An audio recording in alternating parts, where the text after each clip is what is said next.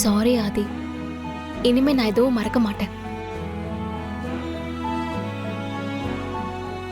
கட்டி பிடிச்சாலே மன்னிச்சிடுவாரு. இதுல முத்தம் வேற கொடுத்துட்டியா? அப்ப அவ்வளவுதான்.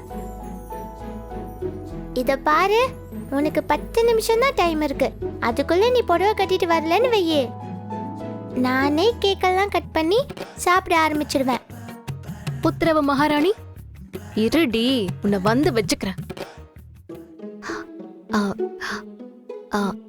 ஆதி, அது பட்டு புடவைக்கு மடிப்பு வைக்கும் போது எனக்கு சரியா வைக்க தெரியாது. கொஞ்சம் ஹெல்ப் பண்ணுங்களேன் ஆதி, ப்ளீஸ். அதான் உங்க பொண்டாட்டி கூப்பிடுறாங்கல்ல, போங்க, போய் புடவை கட்டி கூட்டிட்டு வாங்க.